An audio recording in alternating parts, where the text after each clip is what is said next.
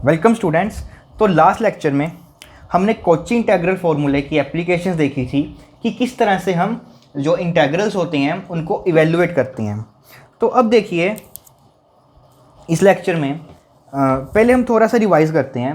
देखिए last lecture में हमने ये एग्जांपल्स की थी कि अगर हमारे पास कोई भी एक इंटीग्रल आ जाता है किसी भी कर्व्ड जैसे mod z is equal to 1 पे, तो हम ये इंटीग्रल जो हैं वो ईज़िली इवेलुएट कर सकते थे। और हमने ये भी इंटीग्रल इवेलुएट किया था, that is 1 sin z divided by z mod z is equal to 1 dz। और उसके बाद हमने ये भी इंटीग्रल्स को इवेलुएट किए था, that is 1 over z minus 1 and z minus 2 dz। तो बेसिकली हमने जो ये इंटीग्रल्स हैं इनको इवेलुएट किया था। बट अगर देखिए हमारे पास इनकी जगह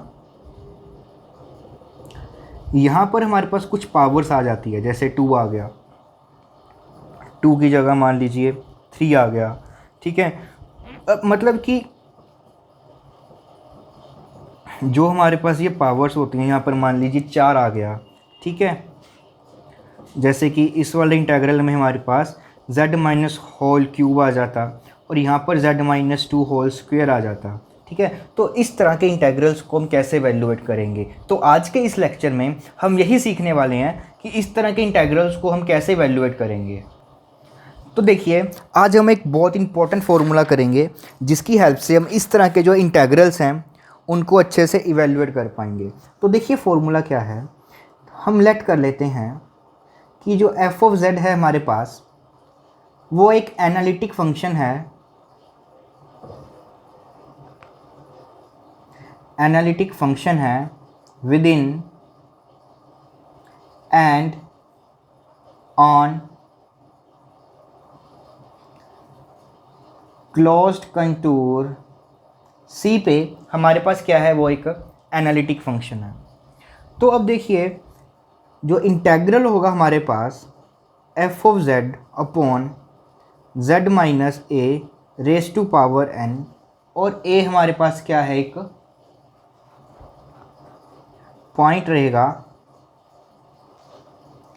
इनसाइड C। तो इसका जो इंटीग्रल होता है हमारे पास कर्व्ड C, वो हमारे पास इक्वल हो जाता है 2 pi eta f raise to power n minus 1 of a divided by n minus 1 factorial, ठीक है। तो मतलब कि अगर हमारे पास यहाँ पर कोई पावर्स आ जाती है तो अब की बार हमको क्या करना है, उसका nth derivative n minus 1 derivative निकाल कर a की उसमें वैल्यू पुट करनी है और नीचे आपने n माइनस 1 फैक्टोरियल से उसको डिवाइड करना है। जैसे कि एग्जांपल करते हैं हम, हमारे पास इंटीग्रल है, अब की बार हमको ये इंटीग्रल निकालना है z स्क्वायर dz। तो हमें ये इंटीग्रल निकालना है अब की बार। तो यहाँ से देखिए जो f ऑफ z फंक्शन रहेगा अब की बार वो हमारे पास कांस्टेंट रहने वाला है। अगर ये फंक्शन कांस्टेंट रहेगा तो ये जो मेरे पास इंटीग्रल है उसकी वैल्यू क्या आ जाएगी, 2 पाई आइटा, यहाँ पर 2 पावर है तो डैट मीन्स जो डेरिवेटिव रहेगा वो 1 रहेगा, और ये 0 पॉइंट है तो ये 0 आ जाएगा डिवाइडेड बाय 1 फैक्टोरियल। तो अगर हम इसका डेरिवेटिव निकालेंगे तो वो क्या हो जाएगा आपके पास 0, डैट इज़, तो ये आ गया हमारे पास उसका इंटीग्रल 0 आ गया। अब दूसरा देखिए, ये फर्स्ट एग्जांपल होगी हमारे पास। अब हम इसी तरह से दूसरी एग्जांपल करते हैं। दूसरी एग्जांपल में अब की बार हम क्या करेंगे, mod z is equal to 1, यहाँ पे sine z upon z cube ले लेते हैं dz। अब की बार हमको ये इंटीग्रल वैल्यूएट करना है। तो देखिए बहुत ही सिंपल है, तो जो ये इंटीग्रल आएगा हमारे पास वो आ जाएगा 2 पाई आयोटा। अब यहाँ पर हमारे पास क्यूब है तो यहाँ पे उसका n माइनस 1 मतलब सेकेंड डेरिवेटिव आएगा और पॉइंट 0 है, और नीचे आ जाएगा हमारे पास 2 फैक्टोरियल। तो यहाँ से हमारे पास एफ ऑफ जेड जो फंक्शन है वो है साइन जेड, इसका हम डेरिवेटिव निकालेंगे तो एफ डैश जेड वो आ जाएगा आपके पास कोस जेड, और एक बारी फिर से निकालेंगे तो वो आ जाएगा आपके पास माइनस ऑफ साइन जेड। तो जब हम ज़ीरो में इसमें डालेंगे तो ये हो जाएगा ज़ीरो, तो डैट मीन्स इस फंक्शन का भी जो इंटेग्रल आ रहा है हमारे पास वो क्या आ रहा है, ज़ीरो आ रहा है। तो देखिए हमारे पास जो अगला इंटेग्रल है वो ये पड़ा है। यहाँ से अगर हम देखें तो ये रहा हमारे पास mod z is equal to 2 circle, और 1 जो पॉइंट है वो हमारे इसके इनसाइड पड़ा है। तो देखिए इसका हम इंटेग्रल किस तरह से निकालेंगे। तो जो ही मेरे पास इंटेग्रल आ जाएगा वो आ जाएगा आपके पास 2 पाई आयोटा, यहाँ पर डबल स्क्वायर है तो उसका डेरिवेटिव आ जाएगा, और इनसाइड पॉइंट हमारे पास क्या है, 1 है, तो वहाँ पर वैल्यू आ जाएगी 1 डिवाइडेड बाई 1 फैक्टोरियल।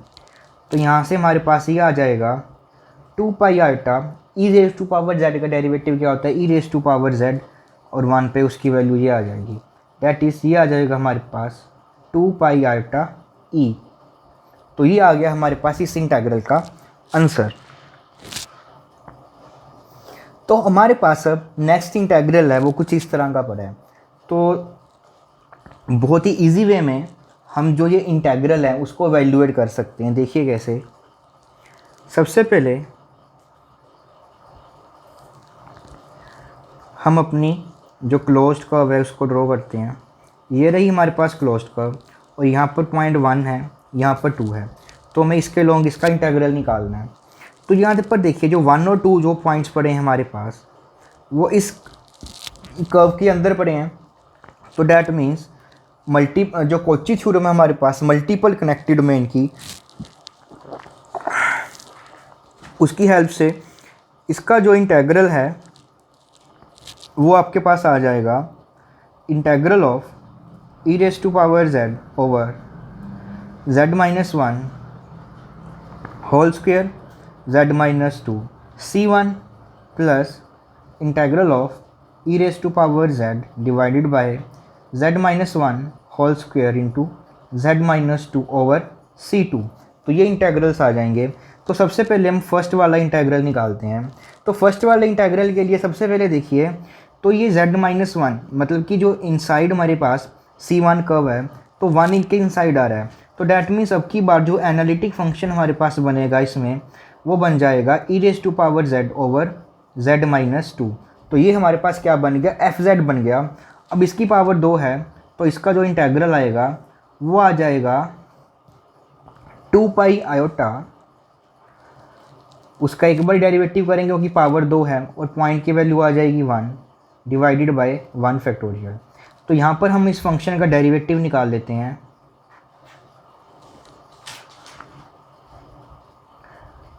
तो इसका जो डेरिवेटिव हमारे पास आएगा वो आ जाएगा z minus 2 whole square z minus 2 e raise to power z means e raise to power z plus e raise to power z, और z माइनस 2 का डेरिवेटिव आ जाएगा 1।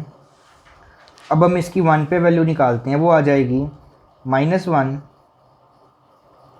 E raise to power z plus sorry यहाँ पर e आ जाएगा हमारे पास, and plus यहाँ पर भी e आ जाएगा, और यहाँ पे 1 माइनस 2 माइनस 1 का होल स्क्वायर 1 आ जाएगा। तो ये बन जाएगा हमारे पास एक तरह से e minus e which is equal to 0। तो डैट मीन्स ये इंटेग्रल तो हमारे पास क्या बन रहा है, 0। अब हम उसी तरह से दूसरे वाले फंक्शन का इंटेग्रल निकाल लेते हैं। तो ये अलॉन्ग C2 कब जाएगा, और इनसाइड पॉइंट जो पड़ा है मेरे पास 2 पड़ा है, जो इनसाइड पॉइंट है मेरे पास वो 2 पड़ा है, और इसके लॉन्ग निकालना है।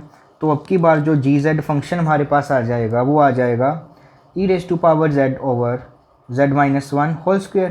तो यहाँ पर उसकी पावर एक ही पड़ी है, तो सीधा आंसर आ जाएगा 2 पाई आयोटा g ऑफ 2। तो ये आ जाएगा हमारे पास 2 पाई आयोटा, इसमें हम 2 पुट कर देंगे तो z को अगर हम 2 पुट करेंगे तो 2 माइनस 1 1 आ जाएगा। तो डैट मीन्स यही हमारा आंसर आएगा। तो इसका इंटेग्रल 0 था और इसके लॉन्ग इंटेग्रल निकाला तो वो 2 पाई आयोटा ई स्क्वायर आ जाएगा। तो डैट मीन्स जो आंसर आएगा हमारे पास वो आ जाएगा 2 pi iota into E square. तो देखिए कितने सिंपल वे से जो हैं, अगर हम अच्छे से इनको समझ कर अच्छे से करेंगे तो ये इंटेग्रल्स निकालने बहुत ईजी हो जाते हैं हमारे लिए।